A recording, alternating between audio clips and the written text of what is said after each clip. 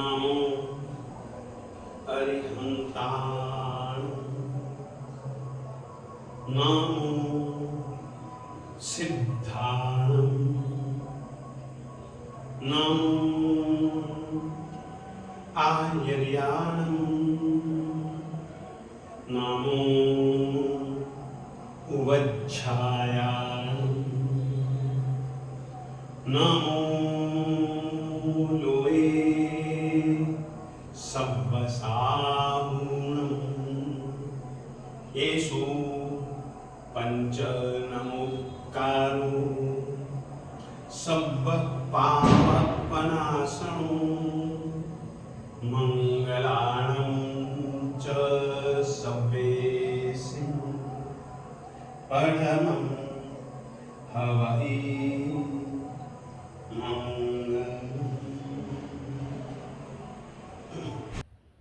बुद्ध्या विनापि विबुधार्चितपादपीठ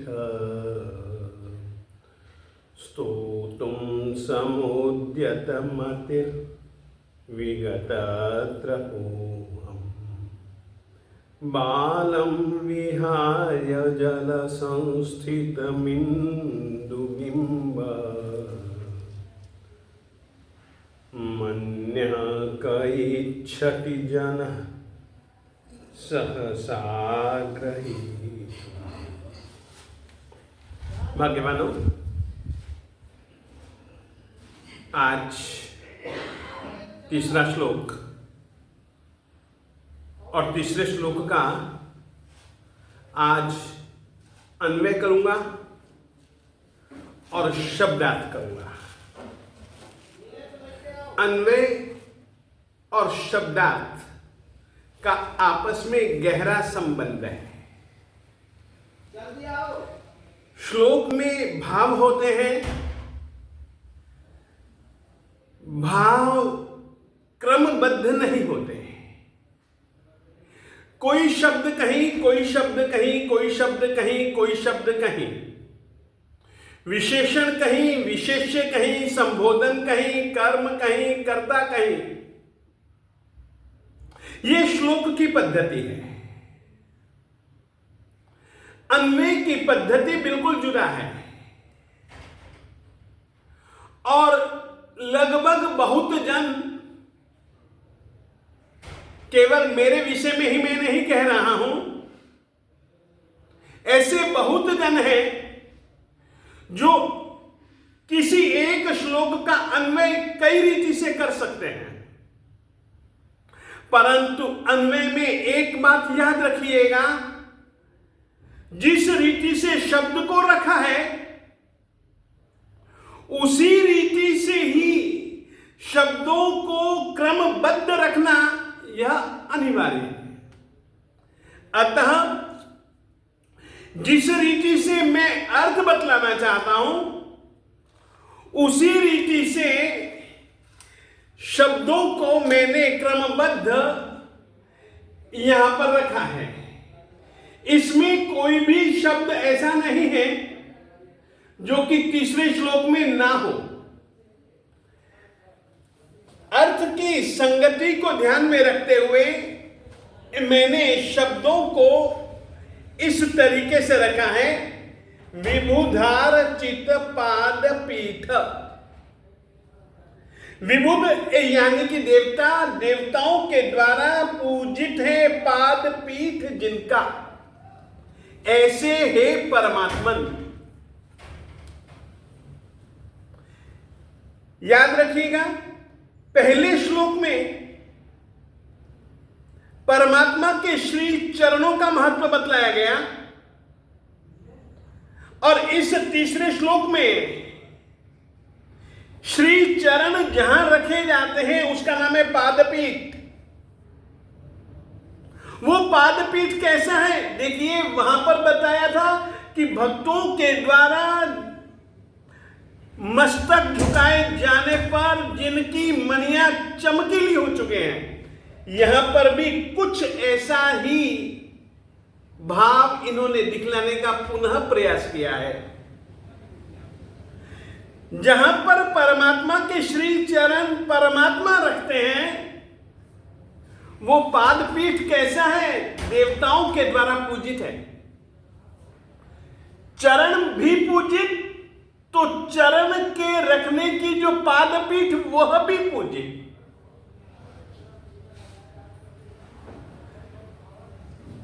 चरण की धूलि भी पूजित। परमात्मा के चरणों की धूलि का कितना महत्व है, परमात्मा के श्री चरणों का कितना महत्व है, आप समझें।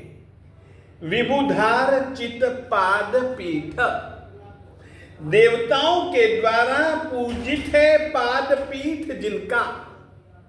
ऐसे हे परमात्मन, इस श्लोक को समझने के पहले कुछ बात ध्यान में रखिएगा। ये श्लोक उस शैली में कहा गया है कि जैसे कि मैं आप लोगों से बातचीत कर रहा हूं, वैसे मानतुंग सुरेश्वर जी महाराज साहेब स्वयं भगवान से बातचीत कर रहे हैं।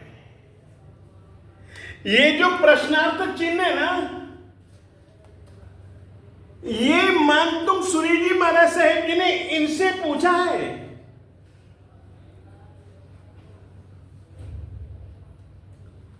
अर्थ समझे। हे देवताओं के द्वारा पूजित पाद पीठ वाले भगवान साहिब जी, मैं बुद्धि के बिना भी, यानी कि मैं बुद्धि नहीं है मेरे पास, मैं बुद्धि के बिना भी स्तोतुम समुद्यत मत ही, आप श्री जी की स्तुति करने के लिए अपनी बुद्धि को जो तैयार कर चुका हूं। दूसरे श्लोक में उन्होंने संकल्प किया था, स्तोष्ये किलाहमपि तम प्रथमम जिनेन्द्रम। वो प्रथम जिनेन्द्र कौन से हैं? युगादौ, युग के आदि काल में जिनका जन्म हुआ। ऐसे परमात्मा श्री आदिनाथ स्वामी जी को लेकर के वे कह रहे हैं, हे देवताओं के द्वारा पूजित पादपीठ वाले जिनेन्द्र भगवंत, मैं बुद्धि के बिना भी आप श्री जी की स्तुति करने के लिए समुद्यत मत ही, मैंने अपनी बुद्धि को जो तैयार कर लिया है।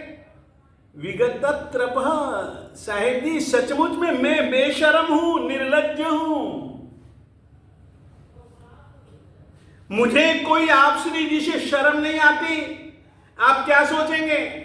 नहीं, बस मैंने सोच लिया है, आप श्री जी मेरे स्तुत्य हैं, आप श्री जी मेरे उपास्य हैं।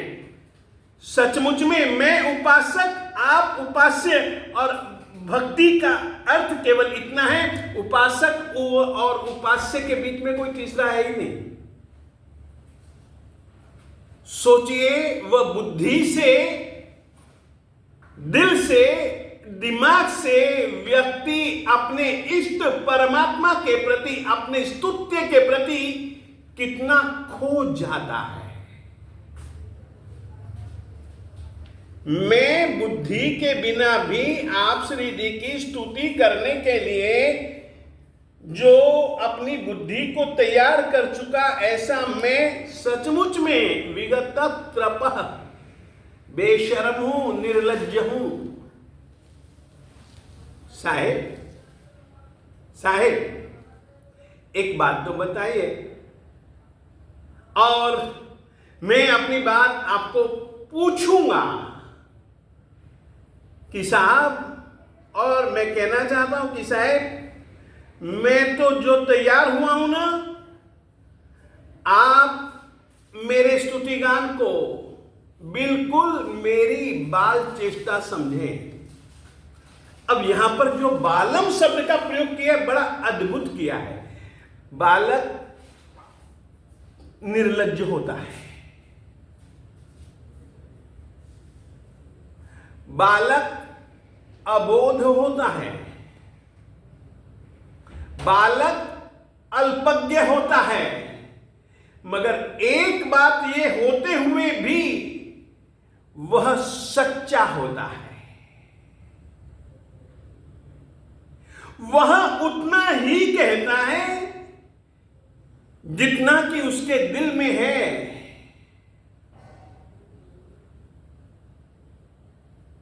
उससे ज्यादा कहीं मिलावट वो नहीं करता है। कहीं भी बालक में आप दिखावटीपन नहीं देखेंगे। और सचमुच में यही भक्ति की योग्यता है। यही भक्ति करने की कला है। जो दिल में है वही होठों पर, जो दिल में है वही दिमाग में छाया छाया सा। वाणी जुदा मन जुदा, इस तरीके का व्यवहार भक्ति को शोभा नहीं देता। बिल्कुल बच्चे की तरह मानसिकता चाहिए। इसीलिए हमारे आचार्य श्री मानतुंग सुरेश्वर जी महाराज साहेब जी कहते हैं कि साहेब ये तो मेरी बाल चेष्टा समझना, और मेरी ये बाल चेष्टा कैसी है।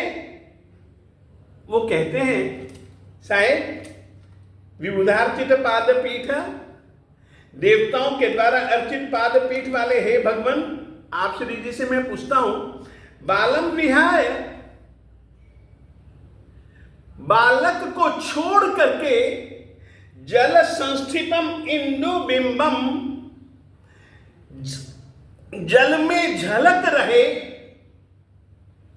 जल में प्रतिबिंबित हो रहे चंद्रमा के बिंब को दूसरा कौन सा व्यक्ति अचानक पकड़ने की चेष्टा करता है? बच्चा ही करता है। तो साहब आपका जो स्तुतिगान करना है ना, ये मेरी बाल चेष्टा है। बच्चा यह नहीं समझता। वो तो बच्चा तालाब के पास में खड़ा हुआ है, तालाब के पास में बैठा हुआ है, मां ने छोड़ दिया, खेल रहा है, और पूनम का चंदा आकाश में चमक रहा है।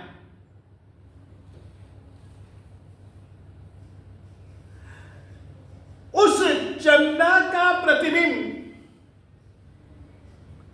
जल में झलक रहा है। अब उसको ये पता नहीं कि असली चंद्रमा ये नहीं है, असली चंद्रमा तो वो है। नहीं, अल्पज्ञ है, अज्ञ है, कुछ भी कह दो। परमात्मा से वो कहते हैं कि साहब आप श्री जी से मैं पूछ रहा हूं कि जल में झलक रहे उस चंद्रमा के बिंब को बालम विहाय, बच्चे को छोड़ करके, बच्चे के सिवाय जल में रहे हुए, झलकते हुए इंदु बिंबम, चंद्रमा के प्रतिबिंब को अन्य दूसरा कह जना, कौन सा आदमी सहसा अचानक बिना सोचे बिना विचारे, बच्चे को चंद्रमा का प्रतिबिंब अच्छा लगा और वह बच्चा, अब उसको पता ही नहीं कि ये चंद्रमा नहीं है, बच्चे को नहीं पता है, तो भी वह बच्चा, बच्चे के सिवाय दूसरा कौन सा व्यक्ति अचानक, यानी कि बिना सोचे बिना विचारे, वो तो देखा हो ना बच्चे को यूं यूं यूं यूं यूं यूं यूं यूं यूं यूं यूं यूं रिड़कता हुआ जाता है तालाब में, पकड़ने की चेष्टा करता है। वो बात जुदा है कि पकड़ पाए या न पकड़ पाए, चेष्टा तो वह करता है ना। भैया आचार्य मानतुंग सुरेश्वर जी महाराज साहेब जी कह रहे हैं, परमात्मा से पूछ रहे हैं कि साहेब आपका स्तुतिगान देव देवेंद्र महेंद्र नरेंद्र ऋषींद्र मुनींद्र बड़े बड़े 14 पूर्वी, 10 पूर्वी, वो सब करते करते भी महसूस करते रह गए कि अरे यार, परमात्मा के जीवन को तो हम कुछ भी नहीं बतला सके। हमारी स्तुति में तो अरे वो रह गया, वो रह गया, अरे यार वो रह गया। उनके सामने मैं तो बालक हूं। वे प्रौढ़ हैं, मैं बालक हूं। मैं स्वीकारता हूं, मैं निर्लज्ज बालक जैसा हूं। तो भी साहब, आप श्री जी मेरी चेष्टा को देख करके हंसेंगे। एक बात याद रखिएगा ना, बच्चे की तुतलाती वाणी भी माता पिता को खुशी देती है, और माता पिता के सामने अगर विद्वान बेटा बड़ी ऊंची ऊंची ज्ञान की बातें करे ना, माता पिता को वो उतनी नहीं सुहाती जितनी की बच्चे की तुतलाती हुई अस्पष्ट सी वाणी। साहब, मुझे पूरा भरोसा है, मैं बालक हूं। आपको मेरी बात, आपको मेरे शब्द, जिन शब्दों में वो ताकत नहीं जो देवेंद्रों के स्तोत्रों की ताकत हो। साहब, मेरे स्तोत्रों के शब्दों में वैसी मांत्रिक शक्ति नहीं कि जिसको सुन करके देवता लोग कीचे कीचे आ जाए। तो भी साहेब बच्चा हूं। साहेब, बाल चेष्टा मान करके आप मेरे इस स्तुति पाठ को सुनना, इस पाठ को आप स्वीकारना, छोड़ना मत।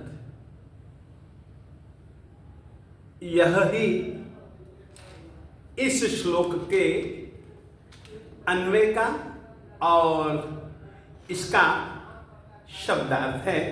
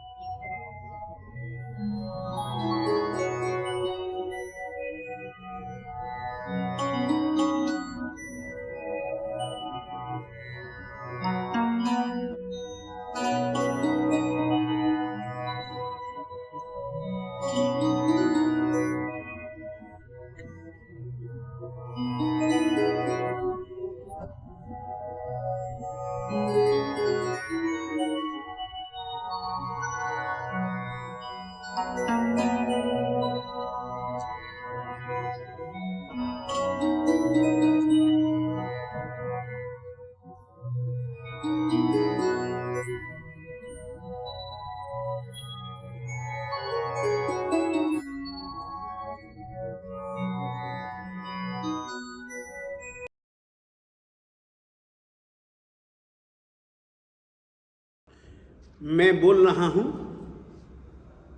आप सुन रहे हैं, और मेरी बात को सुन करके आप कुछ जान भी रहे हैं। मैं आपके सामने बैठा हूं, आप मुझको देख रहे हैं, और मुझको देखने के बाद आप अपने दिल दिमाग में मेरी छवि को स्थिर भी कर रहे हैं। ऐसे ही मेरे सामने भोजन है, मैं खा रहा हूं। खाते समय जबान से भोजन में जो रस है, उस रस को भी ग्रहण कर रहा हूं, उस स्वाद को भी ग्रहण कर रहा हूं, स्वाद को समझ भी रहा हूं। यानी कि इंद्रियों से हम विषयों को ग्रहण करते हैं, विषयों को हम जानते हैं। पानी ठंडा है, पानी गर्म है, इसका स्पर्श बड़ा कठोर है, अरे ये स्पर्श बड़ा कोमल है। स्पर्शन इंद्रिय से आपने जाना, पांचों इंद्रियों से आप जानते हो, परंतु व्यवहार में हम लोग पांचों इंद्रियों के माध्यम से और मन के माध्यम से जानी हुई चीज को हम प्रत्यक्ष कहते हैं, और जो इंद्रियों से नहीं जानी गई उस चीज को हम परोक्ष कहते हैं। अक्ष यानी कि इंद्रिय, जो इंद्रियों से परे है वो परोक्ष कहलाता है, और जो इंद्रियों के सामने है उसको हम प्रत्यक्ष कहते हैं। ज्ञान के मामले में जैन परंपरा के अनुसार यह गणित बिल्कुल उल्टा है। इंद्रियों के माध्यम से या मन के माध्यम से जाना गया, समझा गया जो ज्ञान है ना, वो परोक्ष है, और मन और इंद्रियों की सहायता के बिना जो मात्र आत्मा से ही जाना जाता है, उस ज्ञान को जैन परंपरा में प्रत्यक्ष ज्ञान कहा जाता है। इंद्रियों और मन की सहायता से जाना जाने वाला ज्ञान परोक्ष, और परोक्ष ज्ञान के दो भेद, मति ज्ञान और श्रुत ज्ञान। इंद्रियों और मन की सहायता के बिना मात्र आत्मा से ही जाना जाने वाला ज्ञान वह प्रत्यक्ष ज्ञान कहलाता है। उदाहरण, मैंने आंखें बंद कर ली, मैंने आंखें बंद कर ली तो आप यह कल्पना नहीं कर सकते कि धर्म धुरंधर दूर पड़ी हुई चीज को देख रहा है, आप कल्पना नहीं कर सकते। परंतु अवधि ज्ञानी आंखें बंद हैं और उसको अवधि ज्ञान इतना इतना इतना प्राप्त हो चुका है कि वो 100 मील दूर की वस्तु को भी बिल्कुल ऐसे देख सकता है कि जैसे कि वो वस्तु उसके सामने है।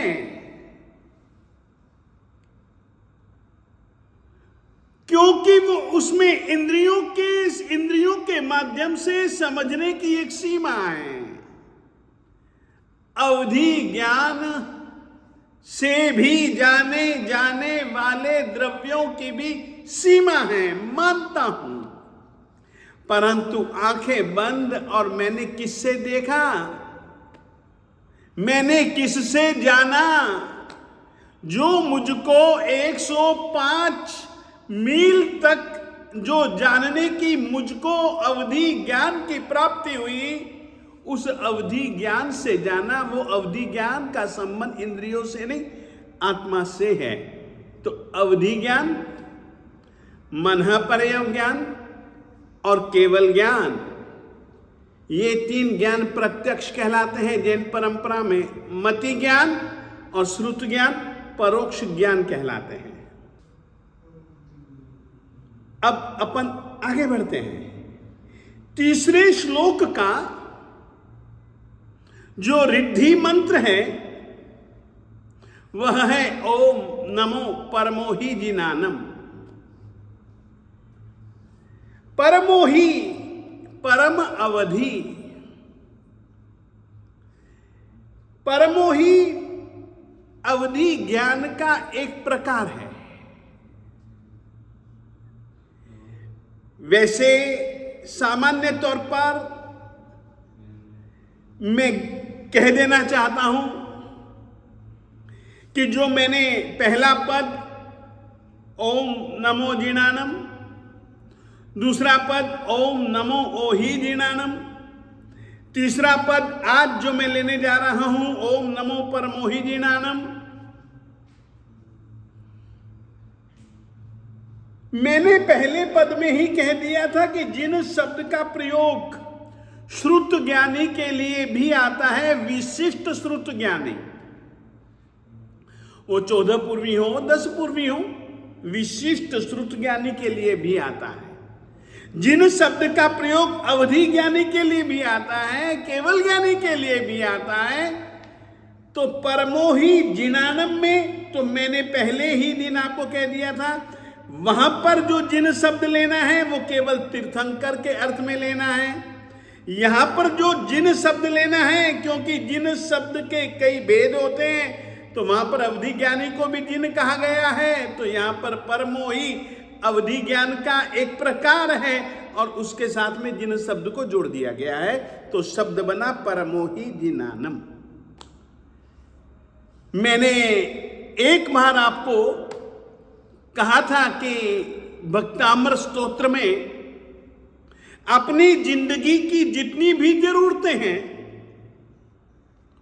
उन जरूरतों को 8 विभागों में बांटा है और 8 के 8 विभागों के लिए, जैसे कि सरस्वती यानी कि ज्ञान की जरूरत है, जैसे कि लक्ष्मी पैसे की जरूरत है, जिस तरीके से अचानक कोई उपद्रव खड़ा हो गया, उस उपद्रव के शमन के लिए अशिव उपशमन अशिवोपशामिनी की जरूरत है। किसी को जहर चढ़ गया किसी भी कारण विशेष से, तो उसको दूर करने के लिए विषापहार, विष को दूर करने के लिए मंत्राक्षरों की जरूरत है। यानी कि इस रीति से कोई किसी पर तेजोद्वेष के कारण से विद्याओं का प्रयोग करता है, उनकी विद्याओं से अपने बचाव के लिए और दूसरे की द्वारा की गई विद्या के काट के लिए पर विद्या विच्छेदिनी, इसके मंत्राक्षरों की जरूरत है। किसी ने कोई अपराध कर लिया, पकड़ा गया, जेल खाने में चले गया, न्यायाधीश ने सजा सुना दी, उन बंधनों से मुक्ति के लिए, कारागार के बंधनों से मुक्ति के लिए और भी न जाने कई कई प्रकार के बंधन होते हैं। उन बंधनों से मुक्ति के लिए बंध मोक्षिणी विद्या की जरूरत पड़ती है। आपको जानकर के खुशी होगी कि जैन परंपरा में बंधनों से छुटकारे के लिए 8 विद्यापद है। उनमें से ओम नमो जिनानम, ओम नमो ओहि जिनानम, ओम नमो परमोहि जिनानम, ओम नमो सब्बो ही जिनानम, ओम नमो अनंतो ही जिनानम, ओम नमो अनंता अनंतो ही जिनानम, ओम नमो केवलीनम, ओम नमो भवत्थ केवलीनम, ओम नमो अभवत्थ केवलीनम। ये पद बंध मोक्षिणी विद्या से सीधा संबंध रखते हैं। हां, इनकी साधना, इनकी आराधना की एक अपनी पद्धति है, वो आप कृपया गुरु जी से सीखें। इन बंध मोक्षिणी के विद्यापदों में से एक विद्यापद है परमो ही जिनानम। अवधि ज्ञान के संदर्भ में मैं कुछ बातें आपको कह चुका हूं। उन बातों को वापस दोहराना चाहता हूं और परमावधि कहां आता है वह आप तुरंत समझ जाएंगे। अवधि ज्ञान चारों गति के जीवों में पाया जा सकता है। देव और नरकी की आत्मा जब कभी भी देव गति में और नरक गति में जन्म लेती है, बस भव जन्म लेने के कारण से ही उनको अवधि ज्ञान की प्राप्ति हो गई। वह भव प्रत्यय अवधि ज्ञान कहलाता है। आपको जानकर के खुशी होगी। तीर्थंकर की आत्मा को भी, जो कि चाहे देवलोक से च्युत होकर के माता के गर्भ में आए या फिर नरक गति से च्युत होकर के माता के गर्भ में आए, तो उनको भी अवधि ज्ञान में लेकर के आते हैं। इस कारण से तीर्थंकर की आत्मा को पाया जाने वाला अवधि ज्ञान भी भव प्रत्यय अवधि ज्ञान कहलाता है। दूसरा जो प्रकार है अवधि ज्ञान का, गुण प्रत्यय, जो कि संगी मनुष्यों और संगी त्रियंचों को प्राप्त होता है। गुण प्रत्यय अवधि ज्ञान को क्षायोपशमिक अवधि ज्ञान भी कहा जाता है। अवधि ज्ञान किसी को भी प्राप्त होता है तो वो क्षयोपशम से ही प्राप्त होता है। मनुष्यों और त्रियंचों के विषय की मैं बात कर रहा हूं। क्षय और उपशम अवधि ज्ञानावर्णीय कर्म का जो उदय है उसका क्षय हो जाना, और अवधि ज्ञानावर्णीय कर्म के जो कर्मांश हैं जिनका उदय नहीं है उनका शांत हो जाना, क्षय और उपशम के कारण से पैदा होने वाला यह अवधि ज्ञान क्षयोपशमिक अवधि ज्ञान कहलाता है। क्षयोपशमिक अवधि ज्ञान के 6 भेद: अनुगामिक, अनानुगामिक। आनुगामिक यानी कि साथ साथ चलने वाला। जिस जीव को अवधि ज्ञान प्राप्त हुआ है वो जहां जी चाहे जाए ना, उसके साथ में वो अवधि ज्ञान वैसे ही रहेगा जैसे कि सूरज के साथ सूरज की किरणें, चंदा के साथ चंदा की किरणें। अनानुगामिक अवधि ज्ञान यानी कि साथ में न चलने वाला अवधि ज्ञान अनानुगामिक अवधि ज्ञान कहलाता है। अनानुगामी अवधि ज्ञान कहलाता है, वो साथ में नहीं चलता। यह अवधि ज्ञान जिस जीव को प्राप्त होता है उसी स्थान पर रहे हुए जितनी द्रव्य क्षेत्र काल भाव की मर्यादा से उसको अवधि ज्ञान प्राप्त होता है, जानने की शक्ति प्राप्त होती है, उतने क्षेत्र को ही वो वहीं पर ही रह करके देख पाता है। वहां से यदि आगे पीछे चला जाए तो वह नहीं देख पाता है। वो अनानुगामी अवधि ज्ञान कहलाता है। वर्धमान अवधि ज्ञान, जब वर्धमान अवधि ज्ञान मुझको प्राप्त हुआ था तो वह अल्प विषय वाला था, परंतु तब चारित्र, शुद्ध विशुद्ध भाव उनके उत्तरोत्तर बढ़ते जाने से अवधि ज्ञान की जो मर्यादा वह बढ़ती गई, इतनी बढ़ती गई जितना वह बढ़ सकता था। वो ज्ञान अवधि ज्ञान वर्धमान कहलाता है। दूज का चंदा आसमान में देखो तो एक किरण धीरे धीरे धीरे धीरे धीरे किरण बढ़ती जाती है, और वह जितना बढ़ सकता है पूर्णिमा के दिन बढ़ जाता है, उसके बाद नहीं। ऐसे ही वर्धमान में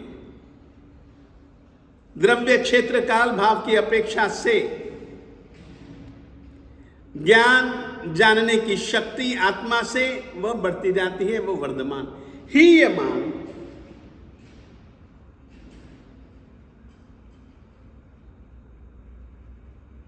आग को आपने सामग्री देनी बंद कर दी तो आग जलते जलते जलते जलते धीमे धीमे धीमे धीमे होती जाती है ना, कम कम होती जाती है ना। कृष्ण पक्ष में चंद्रमा की किरणें कम कम होती जाती है ना, जितनी भी कम हो सकती हैं अमावस्या की रात तक, बस कम कम कम कम कम कम। विशुद्ध भावों की कमी के कारण तप आचरण के पालन में आलस्य आदि दोषों के सेवन के कारण से हीयमान अवधि ज्ञान। फिर अवधि ज्ञान आता है प्रतिपाती। प्रतिपाती अवधि ज्ञान हो करके चले जाने वाला ज्ञान, वह प्रतिपाती कहलाता है, और ऐसा अवधि ज्ञान भी होता है। परंतु ऐसा अवधि ज्ञान जिस तरीके से कि आपके सामने दिया जल रहा है, उसमें तेल भी है, बत्ती भी है, सब कुछ है, फूंक मारो तुरंत बुझ जाता है ना। प्रतिपाती तुरंत एक ही साथ खत्म हो जाता है। अप्रतिपाती होने के बाद कभी न जाने वाला। एक बात याद रखिए, अवधि ज्ञान यदि अप्रतिपाती है, जब तक केवल ज्ञान की प्राप्ति नहीं होगी तब तक वह रहेगा, और जैसे ही केवल ज्ञान की प्राप्ति हो गई, आपका वह अवधि ज्ञान अप्रतिपाती अवधि ज्ञान केवल ज्ञान में समा जाएगा, गिरेगा नहीं। ये याद रखिएगा। इन 6 भेदों के अतिरिक्त 2 भेद और भी मिलते हैं। अवस्थित अवधि ज्ञान, जितना है उतना ही रहे। सूरज की किरणें कभी भी कम ज्यादा नहीं होती, जितना उदय के समय थी उतनी ही रहती हैं, वो अवस्थित अवधि ज्ञान। जिस समय उसकी प्राप्ति हुई, जितना द्रव्य क्षेत्र काल भाव इत्यादि की मर्यादा लिए हुए वह होता है, आत्म प्रत्यक्ष उतना ही रहता है। अनवस्थित कभी घटता है, कभी बढ़ता है, कभी उतना भी रहता है, ये अनवस्थित अवधि ज्ञान कहलाता है। अवधि ज्ञान के संबंध में नंदी सूत्र में और अन्य कई आगमों में बहुत विस्तार से भेद प्रभेद भी कहे गए हैं। अवधि 6 असंख्य प्रकार रे, अवधि के असंख्यता भेद भी कहे गए हैं। ऐसे अवधि ज्ञान का एक प्रकार है परमावधि। परमावधि अवधि ज्ञान उसको कहा जाता है, वो दिन जल्दी आए जो कि मैं अपने ऊपर कल्पना कह रहा हूं कि मुझे केवल ज्ञान की प्राप्ति होने वाली है। कल्पना कीजिएगा, ऐसे कर्म तो नहीं है, परंतु मुझको प्राप्त होने वाली है, होने वाली शक्ति है केवल ज्ञान की शक्ति।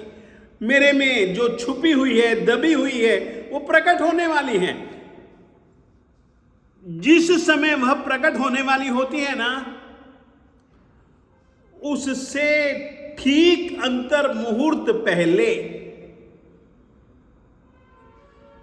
मुझको जो अवधि ज्ञान प्राप्त होता है, यानी कि वो अवधि ज्ञान जिसके प्राप्त होने के बाद अंतर मुहूर्त प्रमाण में समय में केवल ज्ञान की प्राप्ति निश्चित होती ही होती है, उसको कहा जाता है परमावधि ज्ञान। और इसके लिए ऐसा कहा जाता है, उदाहरण है टीकाकारों ने दिया है, जैसे सूर्योदय के पहले प्रभा का उदय होता है, प्रभा का उदय हुआ तो समझ लिया जाता है कि बस अब सूर्य का उदय होने ही वाला है। ऐसे ही केवल ज्ञान और परमावधि ज्ञान के बीच एक आपसी संबंध है। ऐसे ज्ञान का नाम है परमावधि केवल ज्ञान। ऐसे ही अवधि ज्ञान के और भी कई भेद हैं। अनंतो ही अनंतावधि, अनंतानंतो ही यानी कि अनंतानंत अवधि। ऐसे कई भेद हैं जो कि भक्तामर की गाथा में रिद्धि मंत्र के रूप में स्वीकारे गए हैं। मैं आपसे कहना चाहता हूं, मुझे उन अवधि ज्ञानों के विषय में भी चर्चा करनी चाहिए। याद रखिए, अवधि ज्ञान का विषय रूपी द्रव्य है। अवधि ज्ञान जिसको प्राप्त होता है वह स्वयं के नीचे नीचे नीचे नीचे के क्षेत्र को ज्यादा विस्तृत विस्तार से जान सकता है। स्वयं के ऊपर वह ज्यादा नहीं जान पाता है। इस कारण से भी ऐसे ज्ञान का नाम अवधि ज्ञान है। अवधि यानी कि मर्यादा, द्रव्य क्षेत्र काल भाव की एक मर्यादा, भाव यानी कि पर्याय, वस्तुओं के पर्यायों को जानने की शक्ति, वह भाव की अपेक्षा से अवधि ज्ञान, काल की अपेक्षा से अवधि ज्ञान, आवलिका से लेकर के आगे के समय तक बढ़ने वाला, अरे इतना ही नहीं, अतीत और अनागत काल में जो भी उसकी मर्यादा में आए हुए जितने भी द्रव्य हैं उनको जानने का वो काल की अपेक्षा से है। और द्रव्य की अपेक्षा से जगन्य से अवधि ज्ञानी अनंत द्रव्यों को जान सकता है और उत्कृष्ट से द्रव्यों की अपेक्षा से अवधि ज्ञानी जान सकता है लोक में, समस्त लोक में जितने भी द्रव्य हैं उनको वह प्रत्यक्ष रूप से देख सकता है, रूपी पदार्थों को। क्षेत्र की अपेक्षा से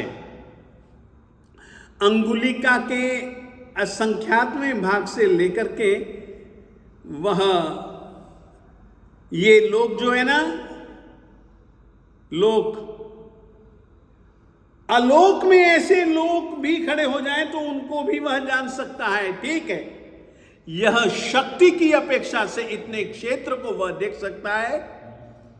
वहां पर आलोक में तो वह देख ही नहीं सकता, परंतु एक शक्ति सामर्थ्य की अपेक्षा से द्रव्य क्षेत्र काल भाव किस तरीके से उसकी मर्यादा है वो मैंने आपको बतलाई। अवधि ज्ञान आत्म शक्ति है। देखिए, आपने एक शब्द पढ़ा होगा अतीन्द्रिय ज्ञान। मति ज्ञान, श्रुत ज्ञान इंद्रियिक ज्ञान है, इंद्रियों से संबंध रखता है। अवधि ज्ञान,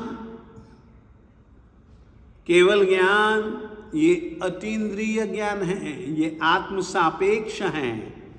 और सचमुच में इस तरीके से अवधि ज्ञानावरणीय कर्म के क्षयोपशम के अनुसार जीव को यह और ऐसे अवधि ज्ञान असंख्याता प्रकार के जीव को प्राप्त होते हैं। इस कारण से यह क्षायोपशमिक अवधि ज्ञान कहलाता है। आज इतना ही। माता मरुदेवीनो नंद, माता मरुदेवीनो नंद, देखी तारी मूर्ति मारो मन लुभाणो जी, मारो दिल लुभाणो जी। माता मरुदेवीनो नंद, करुणा नागर करुणा सागर, काया कंचन वान, डोरी लंचल पाउल काई, धनुष पात से मान। माता मरुदेवीनो नंद, माता मरुदेवीनो नंद, देखी तारी मूर्ति मारो मन लुभाणो जी, मारो दिल लुभाणो जी।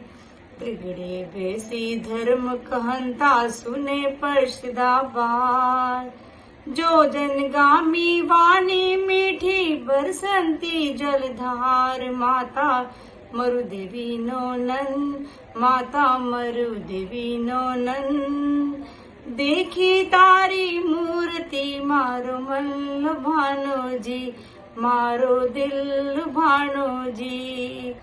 उर्वशी रूढ़ी अपछराने, रामाचे मन रंग, पाए ने पुरण झरकाई, करती नाटारंभ। माता मरुदेवीनो नंद, माता मरुदेवीनो नंद, देखी तारी मूर्ति मारो मन लुभाणो जी, मारो दिल लुभाणो जी।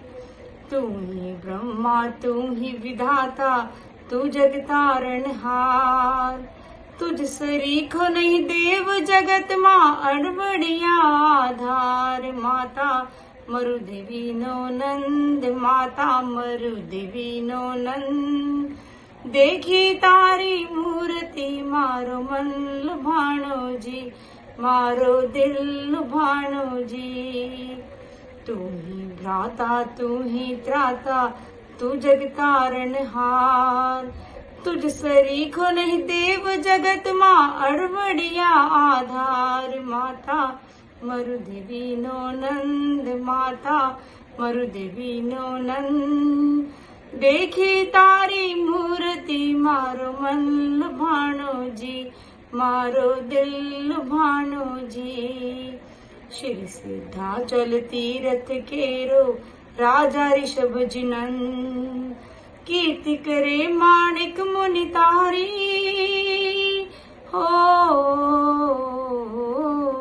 कीर्ति करे माणिक मुनि तारी, तारो भव भय फंद। माता मरुदेवीनो नंद, माता मरुदेवीनो नंद, देखी तारी मूर्ति मारो मन लुभाणो जी, मारो दिल लुभाणो जी। माता मरुदेवीनो नंद, माता मरुदेवीनो नंद, माता मरुदेवीनो नंद। शिवमस्तु सर्वजगतः, परहित निरता भवन्तु भूतगणाः, दोषाः प्रयान्तु नाशम्, सर्वत्र सुखी भवतु लोकः। सर्वमङ्गलमाङ्गल्यम् सर्वकल्याणकारणम्, प्रधानं सर्वधर्माणां, जैनं